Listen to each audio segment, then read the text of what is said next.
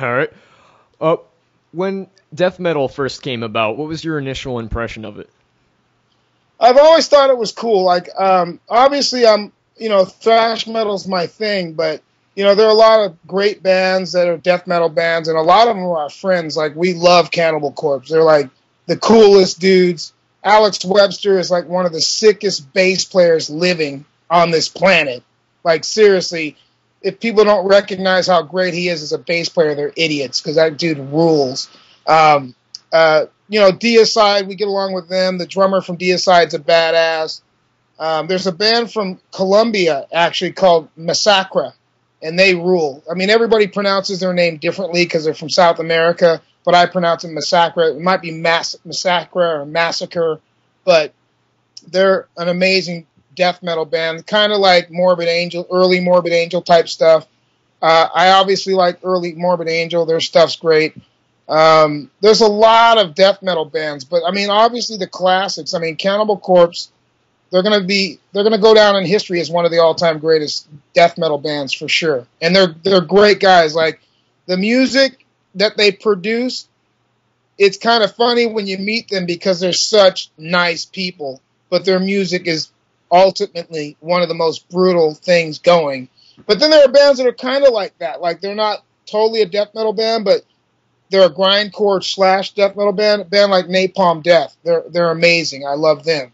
Oh yeah, and they're great guys too. But obviously the ultimate death metal band would probably be Death. And me and Chuck were very good friends, and I love the dude. I'm so sad that he's gone. Like, Chuck Scholdinger, everybody pronounces his last name a little differently, but Chuck was an amazing dude. Very, very cool guy. I talked to him like a month before he died, so when he passed, it was really sad for me. But I have nothing but mad respect for Death, and I still support, I wear their shirts every once in a while because it's out of respect and love for my departed friend. I mean, I knew him when he had a band called Mantis before he started Death. And Chuck was a young kid, man. He used to write me letters, and he would sign them in his own blood. Like, that's like stories that people don't even know about this guy. He was so dedicated. It makes sense why Chuck made it, because he was probably one of the hardest working musicians I've ever known. So I have nothing but mad respect from Chuck. Chuck from Death rules. All right. Is there any band out there that just like gets on your nerves so much? Like, maybe you keep on hearing about this band and they're overrated, or maybe they just flat out suck. Is there a band that pisses you off? I'm not a big fan of like nu metal, just because it's just so wimpy to me, and it's like I don't even really understand it, So what's funny, I couldn't even tell you what a lot of those bands sound like. I just know that I won't like them. You know what I mean? Like, I don't even know what Avenged Sevenfold sound like. I really don't. Like, I guess maybe I'm one of the few idiots that doesn't take time to listen to any of that stuff, but I have no idea what those bands sound like. So any of that kind of stuff, I don't even know what Trivium sound like. Probably because I'm so caught up in listening to bands like, old school shit. Like, like the newest thing I got recently was I got a Loudness box set. Like, I've turned into my friend's dad, basically. When I was a kid, I remember my friend's dad, all he listened to was Johnny Cash. That's all he would listen to. And I'd be like, dude, why do you only listen to Johnny Cash? He'd be like, I love my music. That's all he would say is, I love my music. But now I realize I'm just like him. I love my music. I love old school metal, and I love thrash, and I like some of the newer stuff. There are some new bands I totally can appreciate. Like, I think the newest band I had heard was probably Gamma Bomb, and I actually thought they were pretty damn good for what they do. Oh yeah. So the last album was released for free.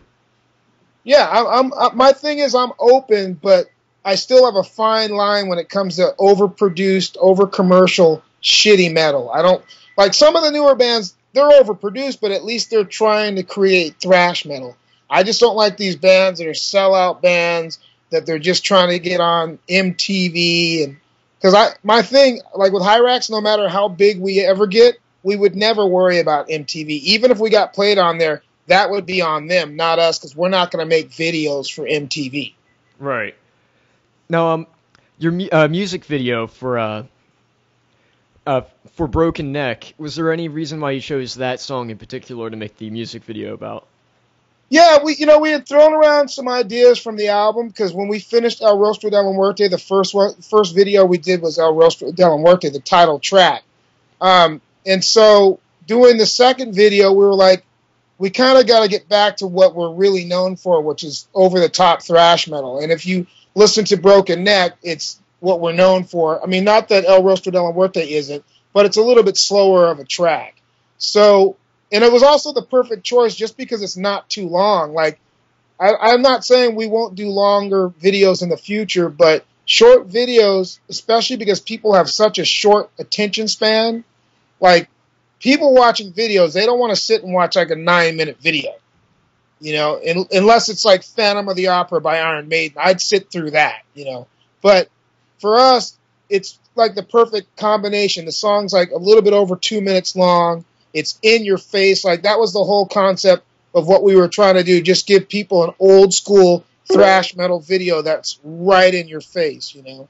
So that's what we did. And I'm really proud that we did that video because that video it's all over the place. Like, we go to other countries and we'll walk into bars to go have a beer and they'll be playing that on the video screens. There's like these hardcore video shows in other countries. Like, you can go to South America and they play our kind of music. Like, you'll walk in, there'll be Slayer, Hirax, Venom, you know, all these just hard ass, you know, they'll play like old Sepultura, like stuff off of, you know, Beneath the Remains, you know. So for us, it's an honor that people play our stuff in these hardcore shows in these hardcore bars where they don't play wimpy music, they play the real stuff, and that's why we chose a song like Broken Neck.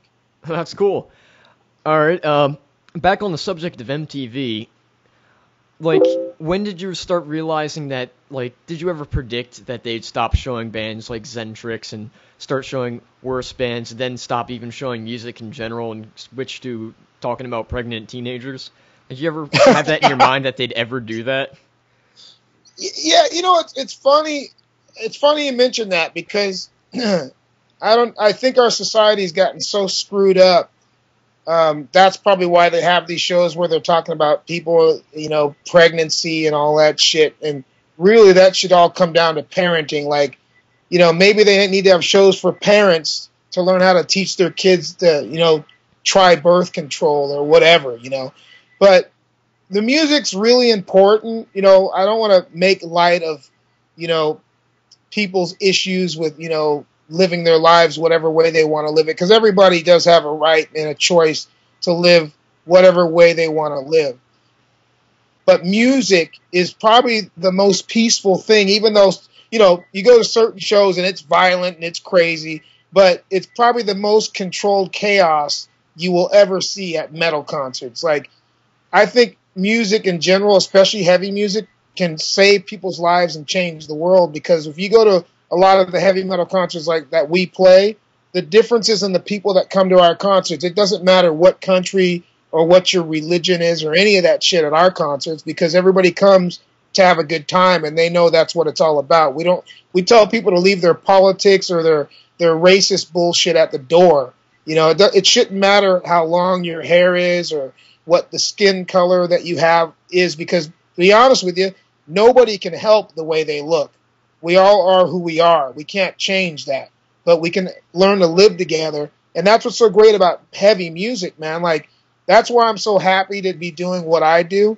You know, we get to go out traveling the world, meeting the greatest kind of people ever, man. I mean, like, heavy metal people get like the baddest rap. Like, there should be a documentary showing how smart heavy metal people are and like other things that they do besides going. I mean, there's more than just going to the concerts. There's people organizing concerts. There's people like you doing radio shows. There's guys right now listening to this interview, and I can tell you this from a fact because my Facebook's opening and there's messages just popping up left and right. People are telling me they're listening right now. But, you know, we have a network that if we all get smarter about this networking thing, we can all make this music even bigger and better than it is and get the word out there. There's people in Southeast Asia there's people in Russia, there's people in Japan, there's people here in California. I mean, you're where you're at. I mean, me and you right now are video chatting live, and people are listening to this interview. So, I mean, the music is really all that matters. I mean, this even brings me and you together. Like, me and you are actually, even though this is our first interview, I feel like the reason this interview is going so good, it feels comfortable and you feel like a friend, you know? So the music is really all that matters, man. It brings all of us together. And that's why, I mean, I'm not trying to be corny or sound like a bleeding, because trust me, I'm no fucking hippie, all right?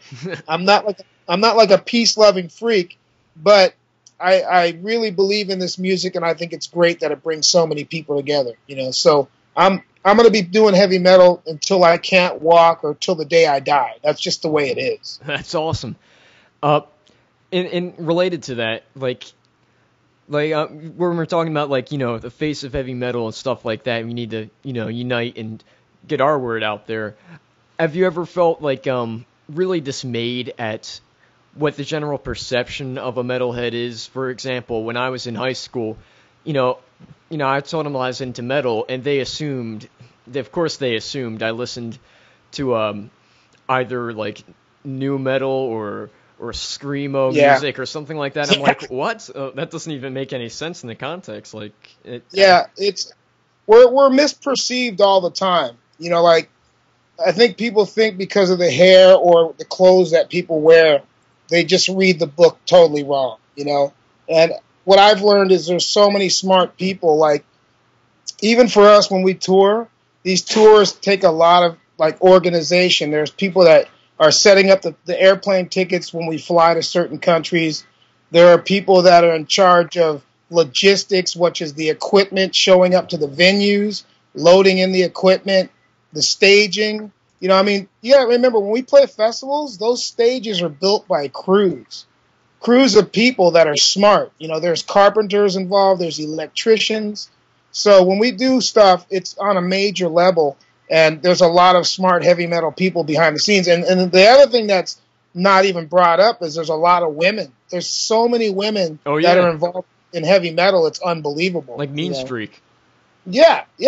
It's unbelievable. So the perception of heavy metal people has always been wrong, and it probably won't change just because a lot of people are ignorant. But we just got to keep doing what we do, and it's like we have our own heavy metal family. You know, there's people that once you work with them, they'll be friends for life. You know, like I have people that I've been in touch for like almost 30 years that were going to shows when I first started out, and we're still friends to this day. And there's people that are involved in the music scene. Like, even when you look at a site like, say, Blabbermouth, a lot of those guys have been in the metal for 30 years. You know, the people that put all this stuff together, you know, they've been doing this for a long time. So, no, heavy metal people are way smarter than they get credit. I mean, think about this. In order to listen to heavy metal, you got to be able to read. You got to be able to look at an album cover and figure out, or a CD, what song you want to play. You got to put it in a player and figure out what track you want to hear. Right. So we just don't get enough credit. I mean, not that that's that hard to do, but there's a lot more to it than meets the eye. The perception's kind of frustrating, but to be honest with you, I kind of love that people can't read us. You know, like when I wear my denim and leather and I go out in regular public, and I'm sure there are people that think I'm a fucking idiot, but they don't know me. You know, so that's on them. But the thing that really is my favorite thing about the whole thing is that metal and music makes me feel good. And that's all that matters. And I think when you think about guys like you and me and other fans that love heavy metal music, as long as it makes you feel good, fuck everything else.